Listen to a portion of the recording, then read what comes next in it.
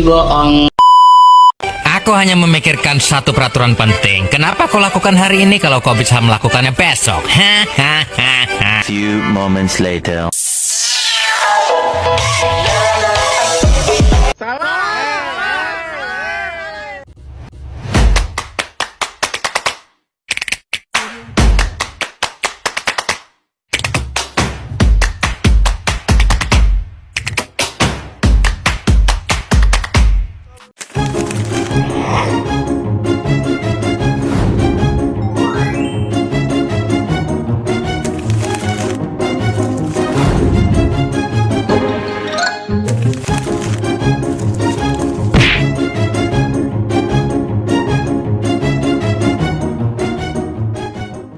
Apa itu pencemaran dan kerusakan lingkungan hidup?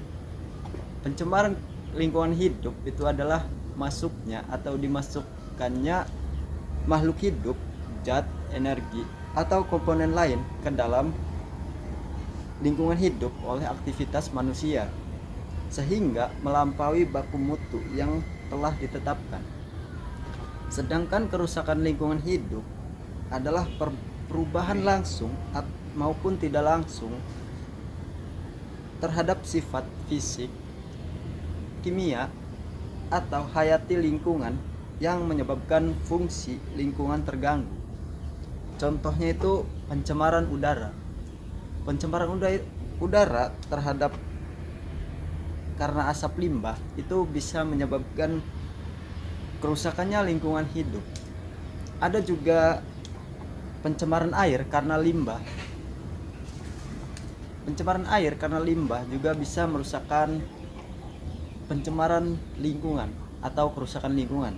Yang ketiga itu penebangan hutan secara liar yang menyebabkan erosi dan tanah longsor. Yang keempat ada sampah rumah tangga yang bisa menyebabkan kerusakannya lingkungan hidup. Yang kelima itu ada pertambangan yang tidak ramah terhadap lingkungan. Itu juga bisa menjadi penyebab kerusakannya lingkungan. Penyebab utama pencemaran dan kerusakan lingkungan yang itu ada 10. Yang pertama itu ada limbah industri. Limbah industri adalah sisa dari proses produksi di sektor industri yang tidak memiliki nilai ekonomi bagi perusahaan dan seringkali berdampak negatif terhadap lingkungan jika tidak dikelola dengan baik. Dan yang kedua itu ada sampah rumah tangga. Sampah rumah tangga adalah limbah atau sisa yang dihasilkan dari aktivitas sehari-hari di rumah tangga seperti memasak, membersihkan, dan kegiatan lainnya. Jenis sampah ini merupakan salah satu penyumbang terbesar pencemaran lingkungan jika tidak dikelola dengan benar. Dan yang ketiga itu ada emisi kendaraan dan pabrik. Merupakan dua sumber utama polusi udara yang berdampak besar terhadap kesehatan manusia dan lingkungan. Dan yang keempat itu ada penebangan liar dan ahli fungsi lahan. Penebangan liar dan ahli fungsi lahan adalah dua kegiatan yang berdampak besar terhadap lingkungan, keanekaragaman hayati, dan perubahan iklim. Dan yang kelima, pertambangan tidak ramah lingkungan.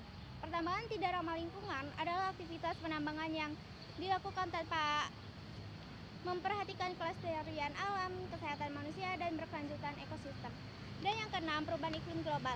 Perubahan iklim global adalah perubahan jangka panjang pada suhu, pola cuaca, dan kondisi atmosfer bumi yang disebabkan terutama oleh aktivitas manusia, terutama sejak revolusi industri.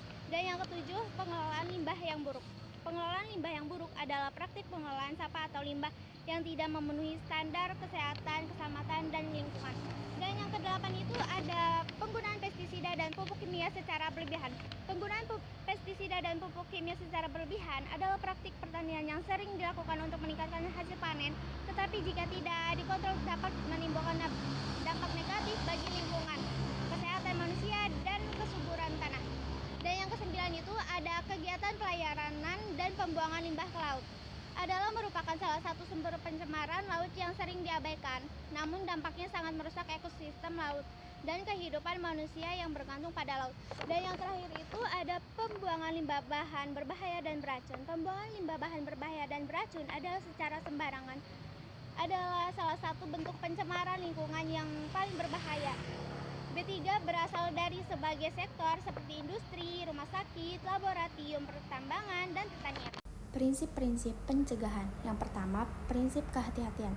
Prinsip kehati-hatian adalah prinsip dalam pengelolaan lingkungan hidup yang menyatakan bahwa jika suatu tindakan atau kebijakan beresiko menyebabkan kerusakan serius atau tidak dapat diperbaiki pada lingkungan, maka ketidaktahuan ilmiah bukan alasan untuk menunda tindakan pencegahan. Dan yang kedua, prinsip berkelanjutan. Prinsip berkelanjutan atau prinsip pembangunan berkelanjutan merupakan landasan hukum yang sangat penting. Prinsip ini mengatur agar seluruh kegiatan pembangunan dan pemanfaatan sumber daya alam dilakukan dengan mempertimbangkan kelestarian lingkungan untuk generasi sekarang dan akan datang. Dan yang ketiga, prinsip tanggung jawab. Prinsip tanggung jawab adalah merupakan salah satu prinsip dasar yang mengatur bahwa setiap orang atau pihak yang melakukan pencemaran dan atau kerusakan lingkungan wajib bertanggung jawab atas akibat yang ditimbulkan, termasuk pemulihan. Dan yang keenam, prinsip partisipatif. Prinsip partisipatif adalah prinsip yang menyatakan bahwa masyarakat memiliki hak dan tanggung jawab untuk berperan serta dalam perlindungan dan pengelolaan lingkungan hidup. Prinsip ini menempatkan masyarakat sebagai aktor penting, bukan sekedar objek dalam upaya menjaga kelestarian lingkungan.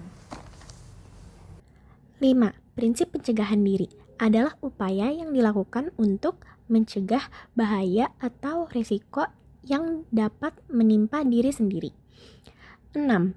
Prinsip keadilan lingkungan menegakkan bahwa setiap orang tanpa memandang ras, etnis, status sosial, atau pendapatan memiliki hak yang sama untuk mendapatkan perlindungan dari bahaya lingkungan dan kesehatan. 7. Prinsip transparansi dan akuntabilitas adalah dua elemen penting dalam tata kelola. Cara pencegahan, pencemaran, dan kerusakan lingkungan. 1. Pengolahan limbah adalah serangkaian kegiatan yang dilakukan untuk menangani limbah dari awal pembentukan hingga pembuangan akhir, dengan tujuan meminimalkan dampak negatif terhadap lingkungan, kesehatan manusia, dan makhluk hidup lainnya. 2. Pelestarian hutan ekosistem alami. Upaya penting untuk menjaga keberlanjutan lingkungan dan keseimbangan ekosistem. 3. Pertanian dan perkebunan ramah lingkungan.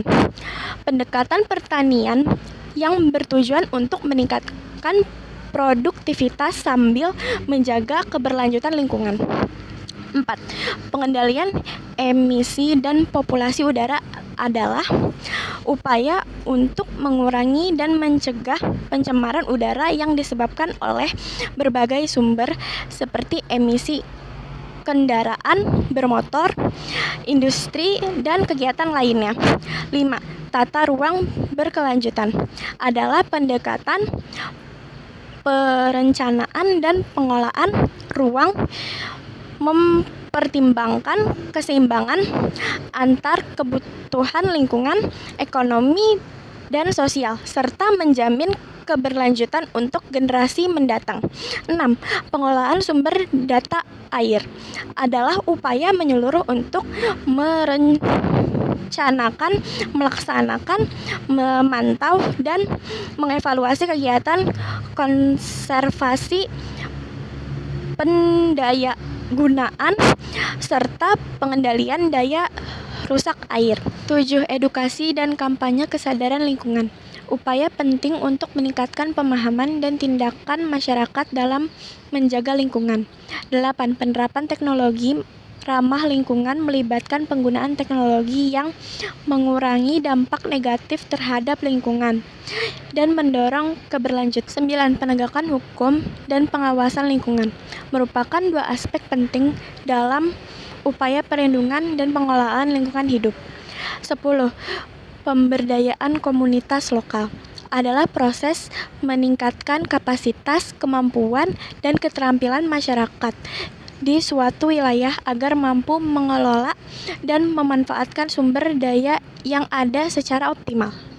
Dasar hukum yang ke-1, Undang-Undang Nomor 32 Tahun 2009. Yang kedua, Peraturan Pemerintah Nomor 22 Tahun 2021. Yang ketiga, Undang-Undang Nomor 41 Tahun 1999 tentang kehutanan. Yang keempat, Undang-Undang Nomor 32 Tahun 2014 tentang Kelautan. Yang kelima, Undang-Undang Nomor 17 Tahun 2019 tentang Sumber Daya Air. Yang keenam, Undang-Undang Nomor 11 Tahun 2020 tentang Cipta Kerja. Yang ketujuh, Undang-Undang Nomor 5 Tahun 1990 tentang konservasi sumber daya alam hayati dan ekosistem. Peran kita sebagai warga negara itu ada 6. Yang pertama, mengurangi penggunaan plastik sekali pakai. Mengurangi penggunaan plastik sekali pakai adalah langkah penting untuk menjaga lingkungan. Dan yang kedua, membuang sampah pada tempatnya. Membuang sampah pada tempatnya adalah kebiasaan sederhana namun sangat penting untuk menjaga kebersihan lingkungan dan kesehatan masyarakat. Dan yang ketiga, aktif dalam kegiatan bersih-bersih lingkungan. Aktif dalam kegiatan bersih-bersih lingkungan adalah bentuk kepedulian nyata terhadap alam dan masyarakat sekitar. Dan yang keempat, menyebarkan kesadaran tentang pentingnya menjaga lingkungan. Menyebarkan kesadaran tentang pentingnya menjaga lingkungan adalah langkah kunci dalam menciptakan perubahan yang berkelanjutan. Ini bukan hanya tentang melakukan aksi sendiri, tapi juga menginspirasi orang lain untuk ikut peduli. Dan yang kelima itu ada mengawasi dan melaporkan pelanggaran lingkungan. Mengawasi dan melaporkan pelanggaran lingkungan adalah salah satu bentuk keberanian dan kepedulian terhadap kelestarian bumi. Dan yang terakhir, menghemat sumber daya alam. Menghemat sumber daya alam adalah tanggung jawab bersama untuk menjaga bumi tetap lestari bagi generasi sekarang dan masa depan. Sumber daya seperti air, energi, tanah, dan bahan tambang tidak akan selalu tersedia jika digunakan secara berlebihan dan tidak bijak. Oke Mas, semoga maaf mengganggu waktunya. Ya, Nama siapa? nama saya Agung. Bapak sebagai apa nih? Saya sebagai anak lingkungan sini ya. Ini saya mau menanyakan terkait pencemaran lingkungan limbah pabrik, Pak. Menurut Bapak, definisi pencemaran lingkungan itu seperti apa? Pencemaran lingkungan itu tercemarnya atau terkontaminasinya lingkungan fisik dengan biologis sehingga mendapat menghambat ekosistem lingkungan. Itu tercemar ya Pak ya? Oh, Kenapa sih pencemaran lingkungan itu berdampak tidak baik bagi lingkungan dan sekitar? karena itu dapat merusak ekosistem lingkungan yang tadinya lingkungan ini bersih, baik, bagus, jadi tercemar sehingga menjadi tidak baik. Bagaimana suatu keadaan dikatakan mengalami pencemaran lingkungan? Adakah Bisa dicontohkan seperti ini ya, sebelum adanya atau sebelum tercemarnya lingkungan ini, tadinya lingkungan ini bagus, subur dan asri. Jadilah pencemaran lingkungan, jadi lingkungan ini kurang baik dan kurang subur. yang keempat, Bapak tahu nggak zat yang menyebabkan pencemaran lingkungan itu bisa disebut apa? Zat yang mencemarkan lingkungan yang saya tahu itu polutan. Oke Pak, pertanyaan terakhir dari saya. Biasanya dari mana saja sumber pencemaran lingkungan itu terjadi, Pak? Sumber pencemaran lingkungan itu dari zat kimia, zat polusi udara, terus juga bisa seperti plastik-plastik yang lama terurai, karena bisa dapat merusak lingkungan, ekosistem di sini. Seperti plastik botol gitu. Iya Pak. Oke Pak, baik. Terima kasih jawabannya.